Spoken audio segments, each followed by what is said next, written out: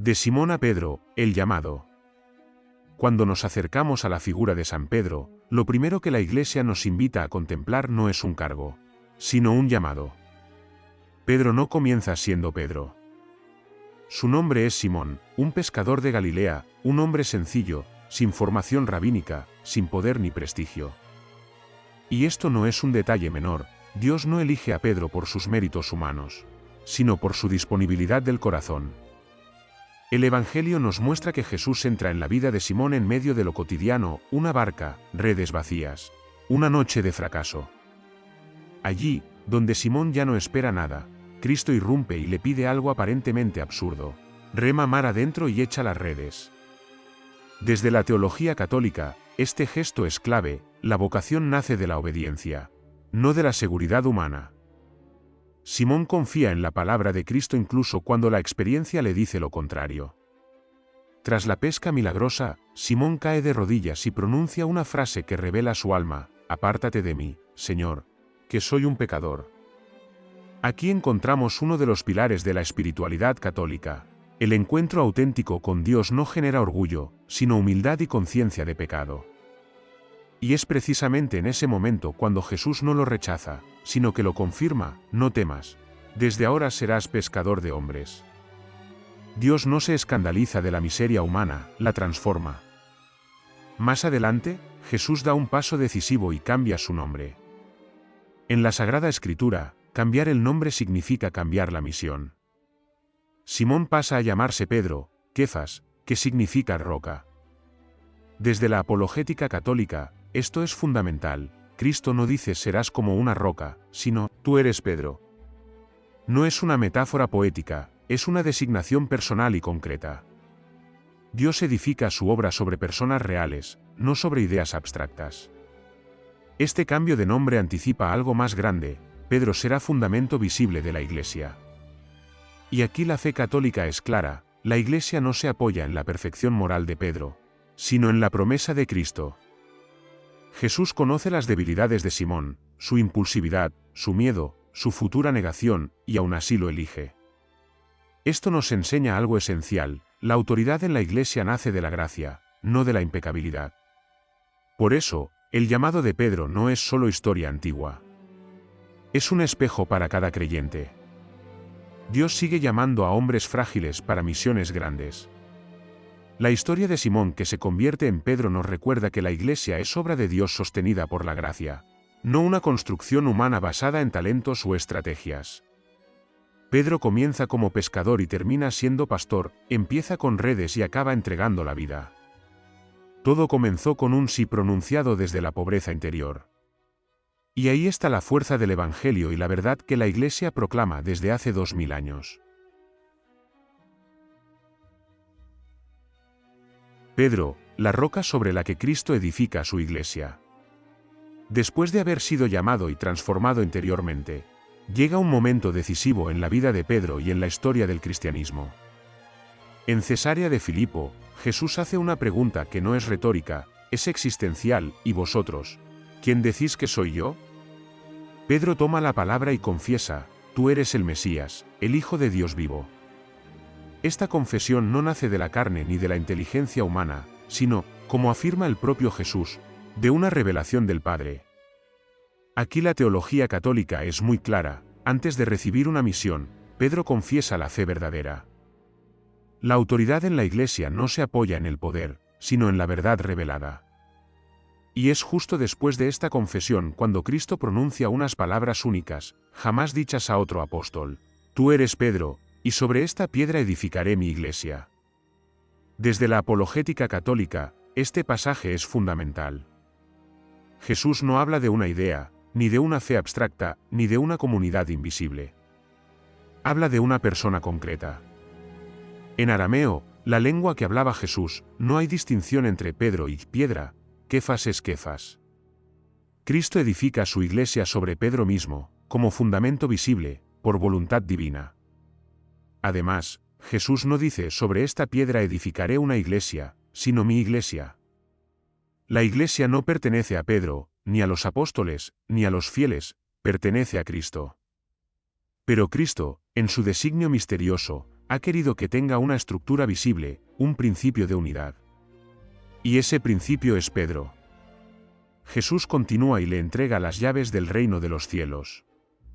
En el lenguaje bíblico, las llaves no simbolizan honor, sino autoridad real. Remiten directamente al Antiguo Testamento, al mayordomo del rey, aquel que gobierna en nombre de otro. Pedro no reemplaza a Cristo, actúa en su nombre. Por eso la Iglesia católica habla del primado de Pedro y posteriormente, de sus sucesores. Aquí conviene aclarar algo importante: la Iglesia no afirma que Pedro fuera impecable o infalible como persona. Pedro se equivocará, dudará y negará a Cristo. Pero la promesa no se apoya en Pedro, sino en Cristo. Las puertas del infierno no prevalecerán contra ella. La garantía es divina. La Iglesia permanece no por la santidad perfecta de sus miembros, sino por la fidelidad de Dios a su promesa. Este punto responde también a una objeción común: si Pedro fue débil, ¿cómo puede ser fundamento? Precisamente ahí está el corazón del Evangelio. Dios elige lo frágil para que quede claro que la obra es suya. La Iglesia no es una institución humana que se mantiene por estrategia, sino un misterio sostenido por la gracia. Así, Pedro se convierte en signo visible de unidad. Donde está Pedro, está la Iglesia. Y donde la Iglesia permanece fiel a la sucesión de Pedro, permanece fiel a Cristo. Esta no es una invención tardía, sino una convicción viva desde los primeros siglos del cristianismo. Pedro, el pescador de Galilea, se convierte en la roca. No por fuerza propia, sino porque Cristo así lo quiso. Y en ese gesto, la Iglesia reconoce el origen del ministerio petrino que sigue vivo hoy.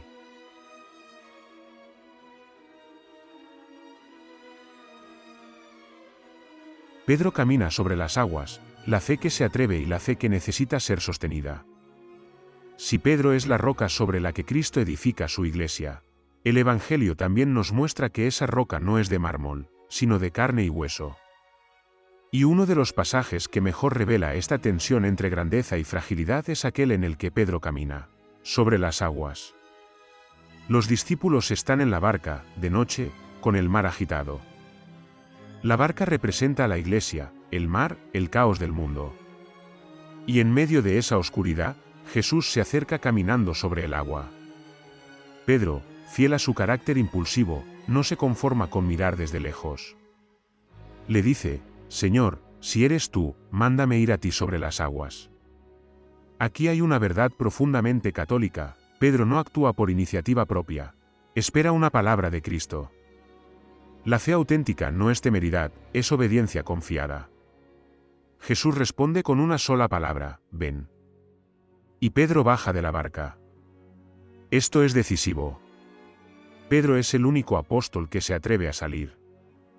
Desde la teología espiritual, este gesto simboliza a la Iglesia que se lanza a la misión, que no se queda segura en lo conocido, sino que camina hacia Cristo incluso en medio de la tormenta. Mientras Pedro fija la mirada en Jesús, camina. Cuando empieza a mirar el viento y las olas, comienza a hundirse. Aquí el Evangelio no humilla a Pedro, lo revela. La fe no falla por caminar, falla cuando desplaza su centro. Pedro no se hunde por falta de fe, sino por mirar más al peligro que a Cristo. Y entonces ocurre algo decisivo: Pedro grita: Señor, sálvame. No pronuncia un discurso, no se justifica, no se defiende. Hace lo que la Iglesia ha hecho siempre: clamar a Cristo en su debilidad. Y el texto es claro: Jesús, extendiendo la mano, lo sostuvo. Cristo no deja que Pedro se hunda. La misión que le ha confiado no depende de su fuerza, sino de la fidelidad del Señor. Desde la apologética católica, este pasaje responde a una crítica habitual: ¿cómo puede la Iglesia ser verdadera si sus pastores fallan? La respuesta está aquí. Pedro cae, pero no desaparece. Duda, pero no se pierde. Es sostenido por Cristo. La Iglesia no es impecable, pero es indefectible, porque Cristo no abandona a quien ha elegido. Jesús corrige a Pedro con amor: hombre de poca fe, ¿por qué dudaste? No lo reprende por haber salido de la barca, sino por haber dudado. La corrección no anula la misión, la purifica. En la vida cristiana y en la historia de la Iglesia, la corrección fraterna y la gracia van siempre juntas. Este episodio nos deja una enseñanza luminosa: Pedro no es grande porque nunca se hunda, sino porque siempre vuelve a agarrarse a Cristo. Y así también la Iglesia, a lo largo de los siglos, ha atravesado tormentas, persecuciones y crisis, pero nunca se ha hundido, porque la mano de Cristo la sostiene. Pedro camina sobre las aguas para que entendamos que la fe cristiana no es ausencia de miedo, sino confianza en medio del miedo. Y que cuando la mirada vuelve a Cristo, incluso el caos se convierte en camino.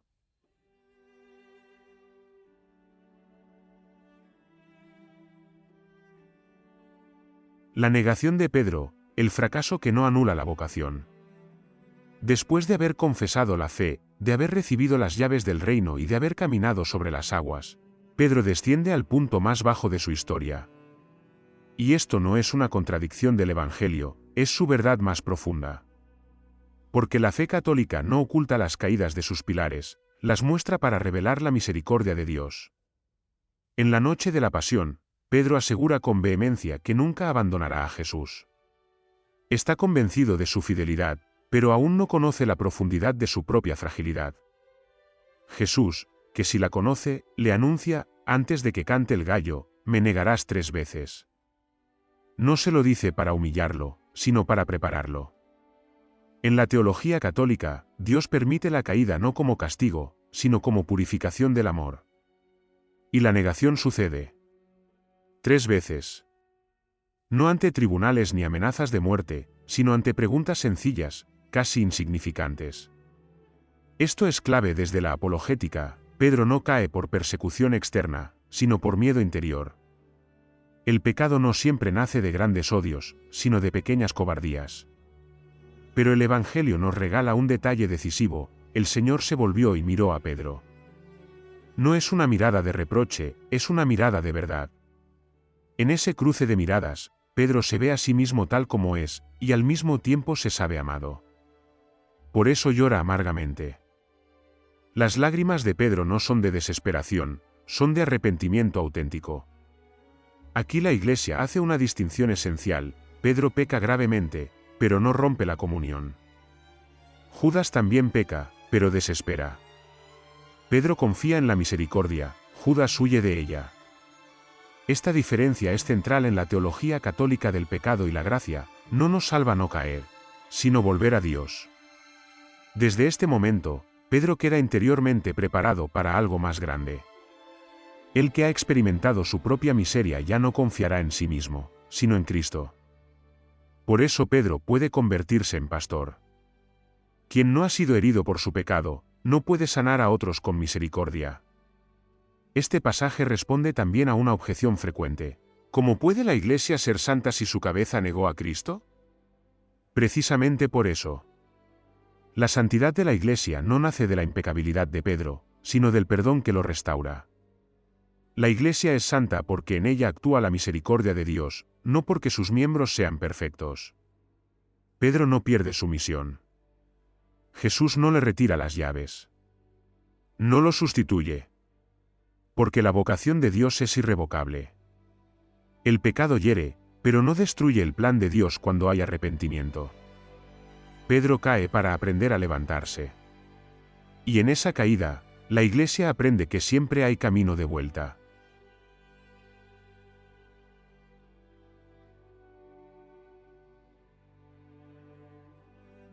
¿Me amas? La restauración de Pedro y el corazón del ministerio. Después de la negación y del llanto, el Evangelio no nos muestra a un Pedro apartado ni castigado, sino esperado.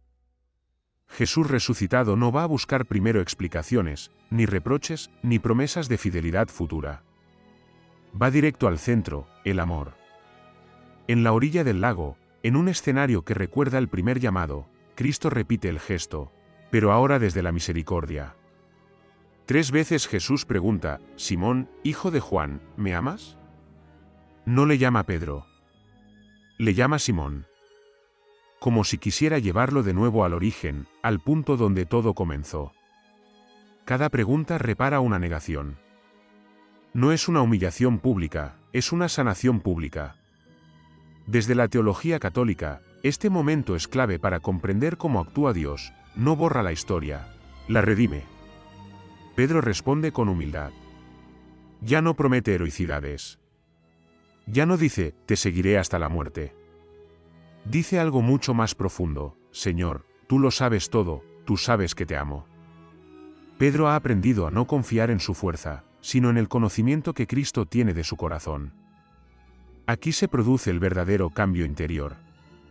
Y después de cada respuesta, Jesús confía una misión: apacienta mis corderos, pastorea mis ovejas.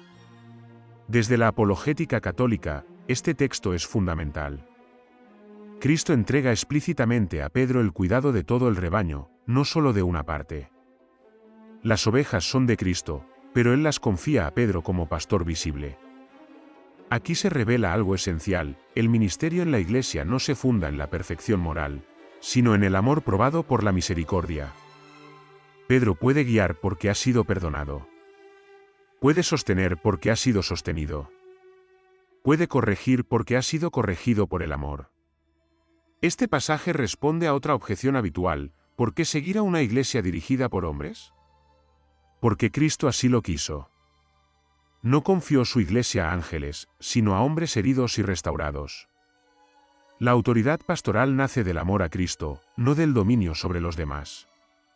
Jesús concluye anunciándole a Pedro su futuro: cuando seas viejo, otro te llevará a donde no quieras. Es una profecía de su martirio. El Pedro que antes huía del sufrimiento, ahora será capaz de entregar la vida. El amor, purificado por la misericordia, se convierte en fidelidad total. Este momento sella definitivamente la misión de Pedro. No como jefe político, sino como pastor que ama. No como dueño de la iglesia, sino como servidor del rebaño de Cristo. Pedro ya no es solo la roca. Es el pastor que ha aprendido a amar después de haber sido perdonado. Y ahí está el corazón del cristianismo católico, una iglesia sostenida por el amor misericordioso de Cristo, confiada a hombres que han sido alcanzados por ese mismo amor.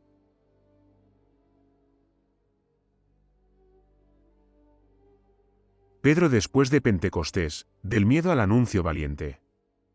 El Pedro que negó a Cristo y el Pedro que confiesa su amor junto al lago no son todavía el Pedro definitivo. Falta algo esencial. Y ese algo es el Espíritu Santo. La Iglesia no nace de la valentía humana, sino del fuego de Dios. Por eso Pentecostés no es un detalle litúrgico, es el momento en que Pedro se convierte verdaderamente en pastor y testigo. Antes de Pentecostés, los apóstoles están encerrados por miedo. Después de Pentecostés, Pedro sale a la plaza y habla con autoridad. No grita, no insulta, no amenaza. Anuncia. Y su anuncio tiene una fuerza nueva, porque no procede de su carácter, sino del Espíritu que lo habita. Aquí la teología católica es clara: el Espíritu Santo no elimina la personalidad, la transfigura. Pedro pronuncia el primer gran discurso de la Iglesia. Explica las Escrituras, proclama a Cristo crucificado y resucitado, llama a la conversión y ofrece el bautismo. Y el resultado es asombroso: 3000 personas se convierten. No es una estrategia de comunicación, es la obra del Espíritu a través de un hombre que se ha dejado moldear. Desde la apologética católica, este punto es crucial: Pedro actúa como portavoz autorizado. No habla en nombre propio, habla en nombre de la Iglesia naciente. Y nadie discute su liderazgo. No porque sea el más culto, sino porque ha sido confirmado por Cristo y ungido por el Espíritu. A partir de aquí, Pedro aparece siempre en primer plano. Toma decisiones, interpreta los acontecimientos, guía a la comunidad. Cuando surge el primer conflicto doctrinal, la entrada de los paganos en la Iglesia, es Pedro quien recibe la revelación y quien abre el camino. La Iglesia no improvisa, discierne bajo autoridad. Pedro también realiza signos y milagros. Los enfermos buscan incluso su sombra. Pero el Evangelio subraya algo importante: Pedro no se gloría. Siempre remite a Cristo. Esto responde a una crítica frecuente: la Iglesia no exalta a Pedro por sí mismo, sino por lo que Cristo hace a través de él. Este Pedro lleno del Espíritu responde definitivamente a la pregunta: ¿Cómo puede un hombre débil guiar la Iglesia? La respuesta es Pentecostés. La Iglesia no se sostiene por el talento de sus pastores, sino por la asistencia permanente del Espíritu Santo, prometida por Cristo. Desde entonces, Pedro ya no huye. Ya no se esconde. Ya no niega. Cuando es arrestado, cuando es amenazado, cuando es golpeado, responde con serenidad: hay que obedecer a Dios antes que a los hombres. No es arrogancia, es convicción nacida del Espíritu. Pedro pasa del miedo al martirio, del silencio al anuncio, de la barca cerrada a la plaza pública. Y en él, la Iglesia reconoce el modelo del pastor que no se apoya en sí mismo, sino en Dios.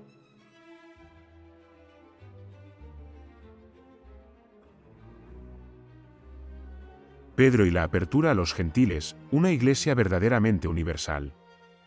Hasta este momento, la Iglesia ha nacido en el seno del pueblo judío. Los apóstoles son judíos, rezan como judíos y leen las Escrituras como judíos. Pero Cristo no vino solo para un pueblo, sino para toda la humanidad. Y es Pedro, una vez más, quien recibe de Dios la luz para comprenderlo y hacerlo visible. En los Hechos de los Apóstoles se nos narra una visión decisiva. Pedro ve descender del cielo un lienzo con animales considerados impuros según la ley. Y escucha una voz que le dice: lo que Dios ha purificado, tú no lo llames impuro. Desde la teología católica, esta escena no habla de alimentos, sino de personas. Dios está ensanchando el corazón de la Iglesia. Pedro, fiel a su misión, no se aferra a su cultura ni a sus esquemas religiosos. Discierne, obedece y actúa. Va a la casa de Cornelio, un pagano, entra bajo su techo y anuncia a Cristo. Esto es revolucionario. Pedro comprende que la salvación no está ligada a una etnia, sino a la fe. Y sucede algo que confirma la voluntad de Dios. El Espíritu Santo desciende sobre los gentiles antes incluso del bautismo. Pedro no se opone, no bloquea la gracia, no se coloca por encima de Dios. Dice una frase que la Iglesia ha repetido durante siglos: ¿quién soy yo para impedir la acción de Dios? Aquí se revela el verdadero ejercicio de la autoridad en la Iglesia: servir al plan de Dios, no controlarlo. Desde la apologética católica, este pasaje es fundamental para comprender la catolicidad de la Iglesia. Católica significa universal. No cerrada, no elitista, no reservada a unos pocos. La Iglesia es para todos, y Pedro es el signo visible de esa apertura. Este momento también responde a otra crítica frecuente: la Iglesia cambia. La verdad es más profunda: la Iglesia no cambia el Evangelio, pero sí profundiza en su comprensión bajo la guía del Espíritu. Pedro no traiciona la fe recibida, la despliega según el tiempo de Dios. Cuando Pedro rinde cuentas ante la comunidad de Jerusalén, no impone su autoridad de forma autoritaria. Narra lo que Dios ha hecho. Y la Iglesia reconoce la acción del Espíritu. Así funciona el discernimiento católico: autoridad, escucha, obediencia a Dios. Con este gesto, Pedro confirma que la Iglesia no es una secta cultural, sino el cuerpo de Cristo abierto a todos los pueblos. Y la misión continúa hasta los confines del mundo.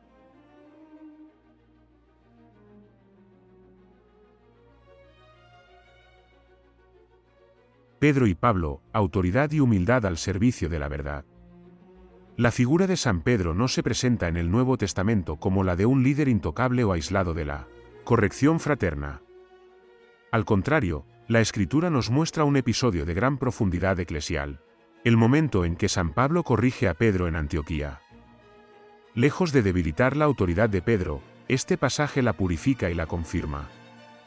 Pedro, por temor a ciertos cristianos judaizantes, comienza a comportarse de manera ambigua respecto a los gentiles.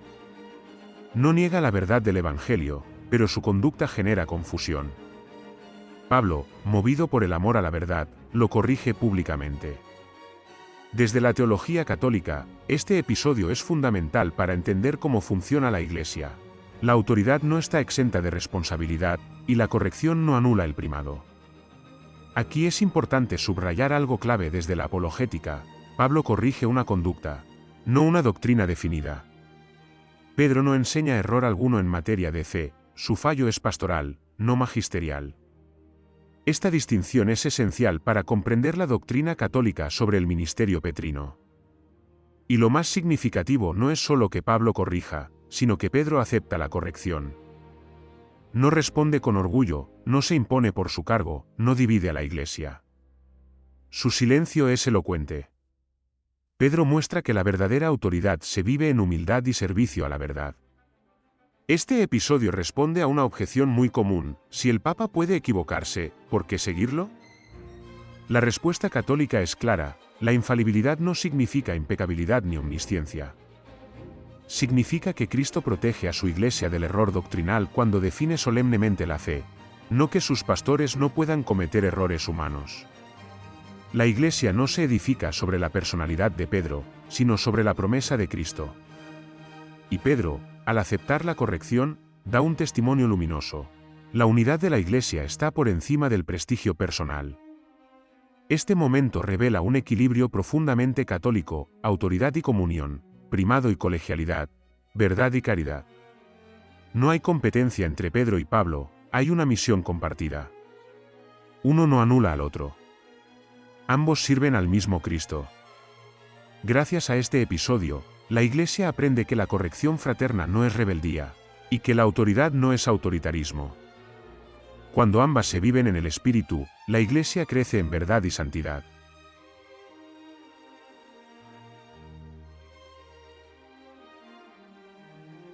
Pedro en Roma y su martirio, la fidelidad llevada hasta el extremo.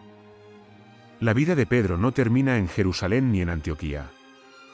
La tradición más antigua y sólida de la Iglesia afirma que Pedro llega a Roma, el corazón del imperio, no para buscar poder, sino para dar testimonio de Cristo.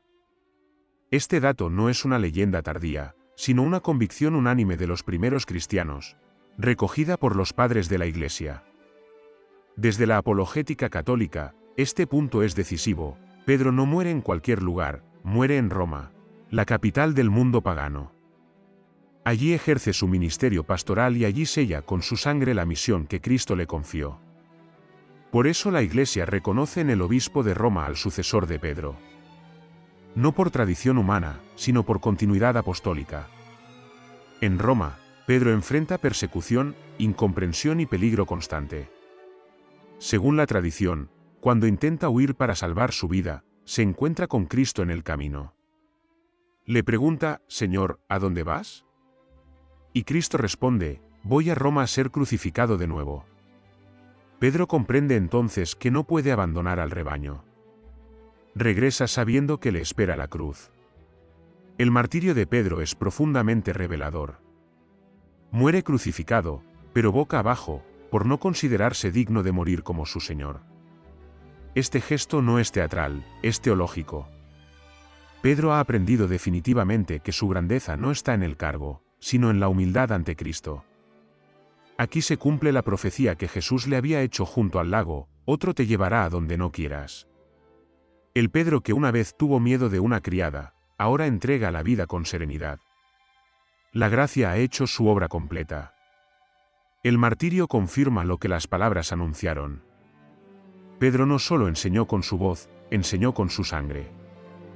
Y esto responde a una última objeción: ¿fue Pedro realmente fiel hasta el final? La cruz romana responde con claridad.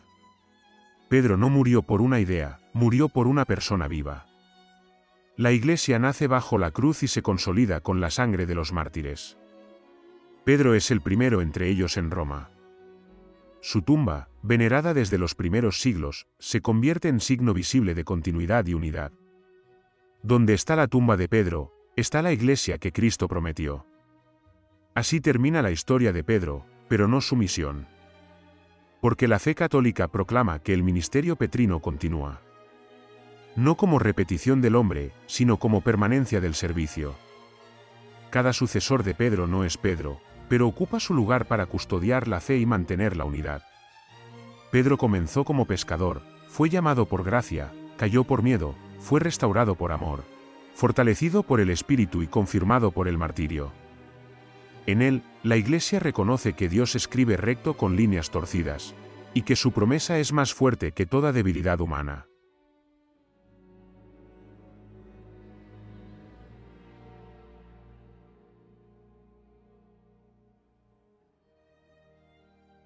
San Pedro hoy, una fe que sostiene a la Iglesia en cada época. La historia de San Pedro no pertenece solo al pasado. Pedro no es una figura encerrada en los evangelios ni en los libros de historia. Pedro sigue hablando hoy a través de la Iglesia. Su misión no terminó en Roma con el martirio, sino que continúa en el tiempo como servicio a la unidad y custodia de la fe. Desde la teología católica, esto es esencial: Cristo no dejó a su Iglesia huérfana. Así como confió a Pedro las llaves y el cuidado del rebaño, así también quiso que ese ministerio permaneciera. No como un poder humano, sino como un signo visible de comunión en medio de un mundo fragmentado. En cada época, la Iglesia ha atravesado tormentas, persecuciones, divisiones, escándalos, crisis internas y externas. Y, sin embargo, sigue en pie. No por la genialidad de sus pastores, sino por la promesa de Cristo: yo estaré con vosotros todos los días hasta el fin del mundo. La barca se sacude, pero no se hunde. Desde la apologética católica, San Pedro responde a una pregunta muy actual: ¿por qué permanecer en la Iglesia cuando vemos debilidades humanas? Precisamente por Pedro. Porque la Iglesia nunca ha ocultado la fragilidad de sus columnas. Al contrario, la ha mostrado para que quede claro que la fuerza no viene de los hombres, sino de Dios. Pedro representa a todo creyente, llamado sin mérito, probado en la fe, herido por el pecado, restaurado por la misericordia y enviado a dar testimonio. Su historia nos recuerda que la fe cristiana no es una ideología perfecta, sino una relación viva con Cristo, sostenida por la gracia. Hoy, como ayer, Cristo sigue preguntando: ¿quién dices tú que soy yo? Y la respuesta no se da solo con palabras, sino con la vida. San Pedro nos enseña que seguir a Cristo no significa no caer, sino levantarse siempre mirando a Él. La Iglesia, edificada sobre la roca, no es una institución cerrada en sí misma, sino un hogar abierto a todos los que buscan verdad, perdón y esperanza. Y mientras exista un Pedro que confirme en la fe, la promesa de Cristo seguirá resonando en la historia. San Pedro, apóstol, pastor y mártir, no nos señala a sí mismo. Nos señala siempre a Cristo. Y ahí está su grandeza, y la nuestra cuando decidimos seguirle.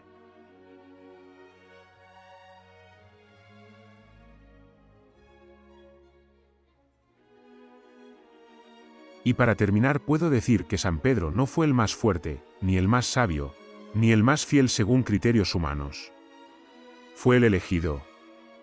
Llamado por gracia, probado por el miedo, restaurado por el amor y confirmado por el martirio. En él, la Iglesia reconoce que Dios no abandona su obra cuando el hombre es débil, sino que la sostiene con su fidelidad. Pedro nos recuerda que la fe cristiana no se apoya en la perfección humana, sino en la promesa de Cristo: tú eres Pedro, y sobre esta roca edificaré mi Iglesia. Y esa promesa sigue viva hoy.